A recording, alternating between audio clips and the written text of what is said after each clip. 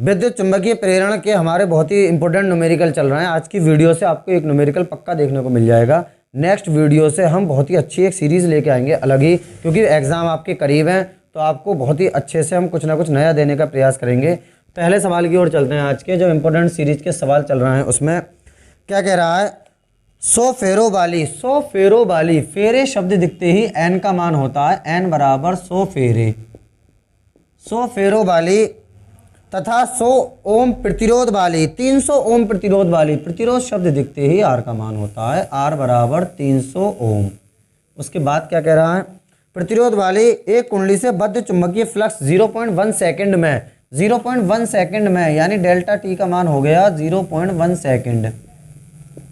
0.1 second में 0.6 weber से घटकर 0.4 वेबर रह जाती है। अब ये समय जो दे रखा है वो चुंबकीय फ्लक्स घटने का समय है, तो ऐसा समय जिसमें कोई चेंजिंग होती है तो वो डेल्टा टी कहा जाता है। उसे काय में चेंजिंग हो रही है 0.6 वेबर से, यानी ये तो हो गया फाई 1 का मान 0.6 वेबर।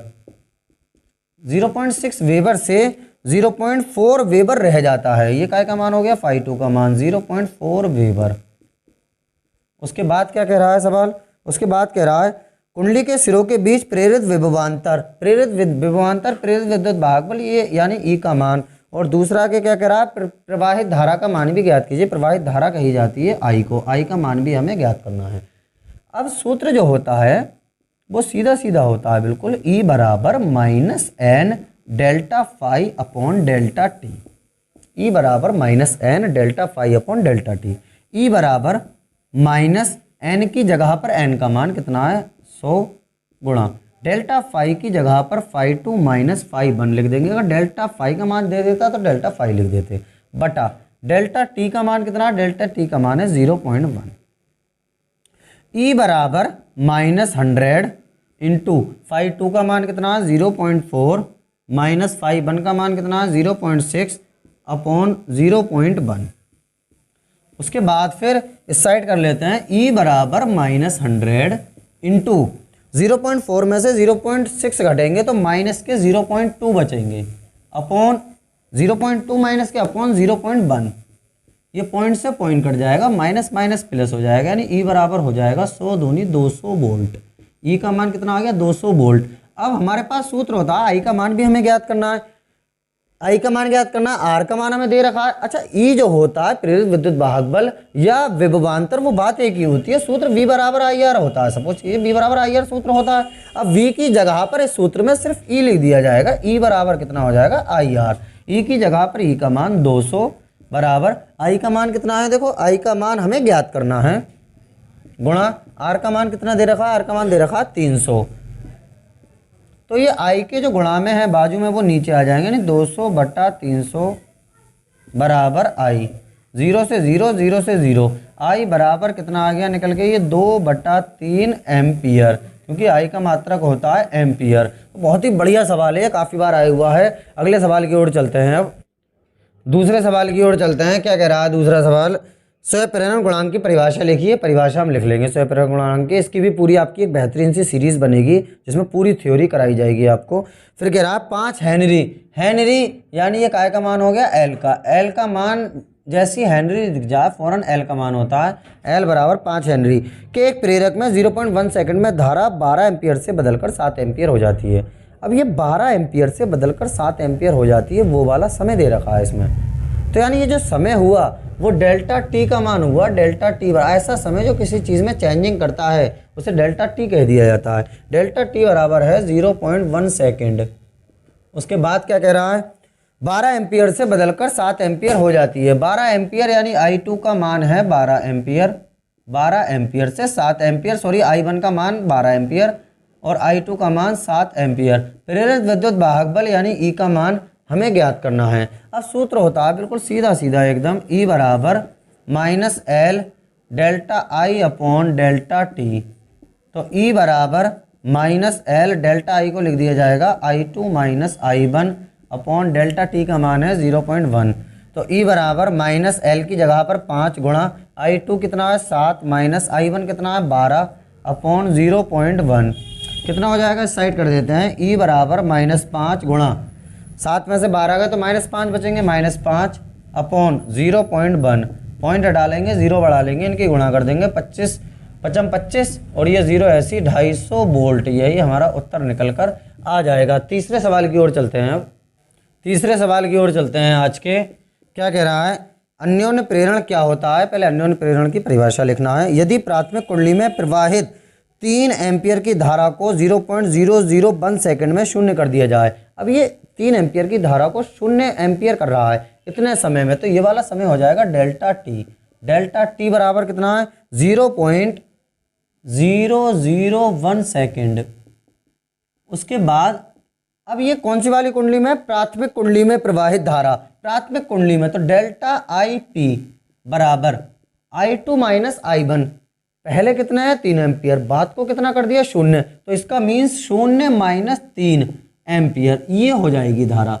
डायरेक्ट लिख देते हैं 0 माइनस 3, यानी डेल्टा आई पी बराबर टोटल मिलाकर जो हो जाएगा डेल्टा आई पी के आई पी है -3 एम्पियर, -3 एम्पियर। उसके बाद क्या कह रहा है सवाल, तो द्वितीय कुंडली में 1500 वोल्ट का विद्युत वाहक बल प्रेरित हो जाता है। द्वितीय कुंडली में विद्युत वाहक बल कहा जाता है। ई को द्वितीय कुंडली मतलब एस सेकेंडरी और प्राथमिक मतलब पी प्राइमरी, तो ई एस का मान कितना हो जाता है 15,000 वोल्ट हो जाता है, 15,000 वोल्ट हो जाता है, 15,000 वोल्ट हो जाता है। आगे क्या कह रहा है, कुंडलियों के बीच अन्योन्य प्रेरण गुणांक की गणना कीजिए।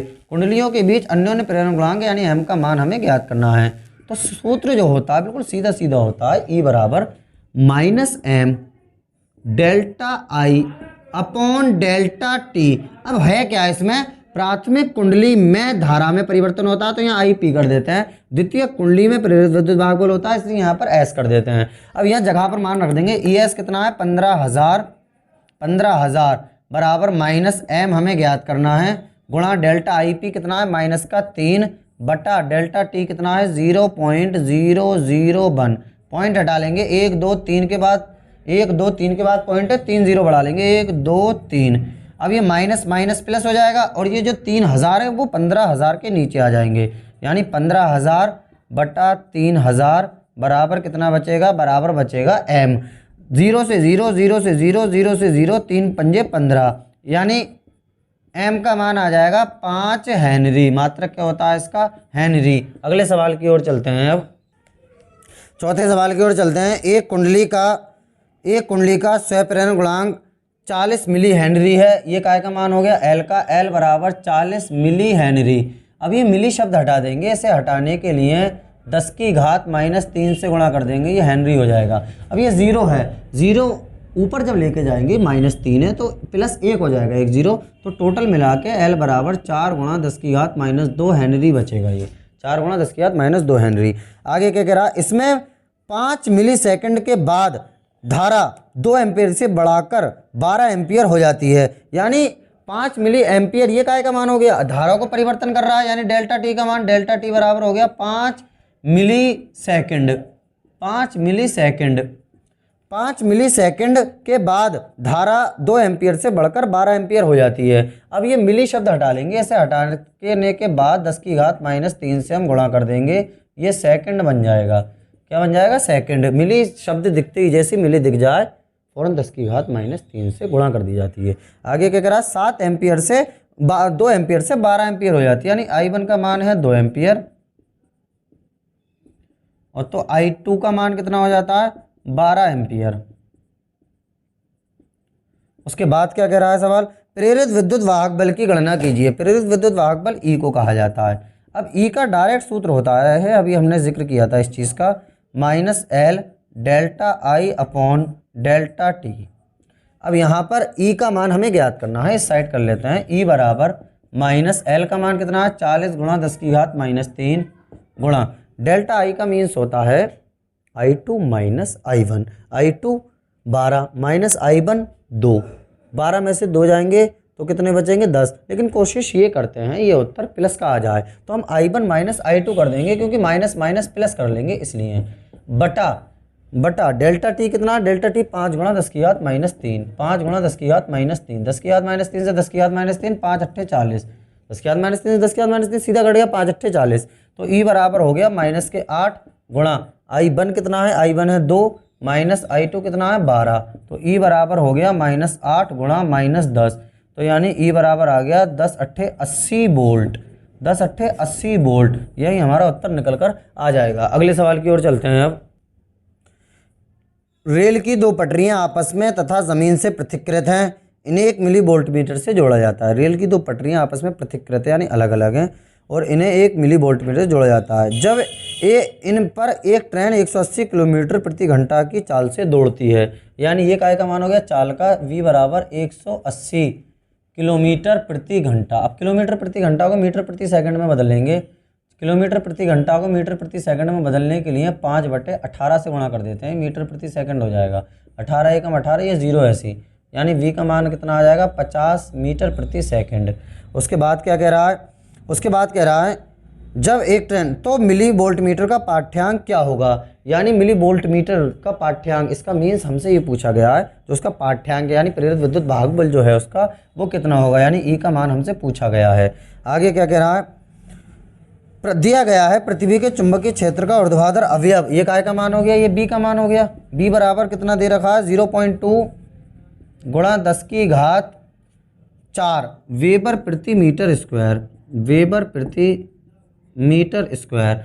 फिर कह रहा है तथा पटरियां परस्पर 1 मीटर की दूरी पर हैं, पटरियां 1 मीटर की दूरी पर हैं, ये काय का मान है, एल का मान, एल बराबर 1 मीटर। बिल्कुल सीधा सीधा बेचारा सूत्र होता है, ई बराबर BVL।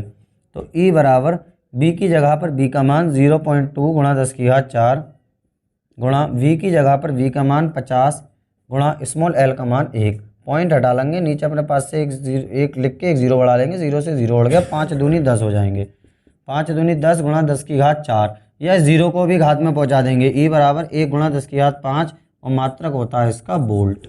यही हमारा उत्तर निकल कर आ जाएगा। तो आज हम इतना ही रहने देते हैं, पूरे चैप्टर के सभी हमने न्यूमेरिकल कर लिए। कल हम LCR सर्किट के जो न्यूमेरिकल है जो हर कीमत पे एग्जाम में आता है उसके साथ मिलेंगे। आज के लिए इतना ही रहने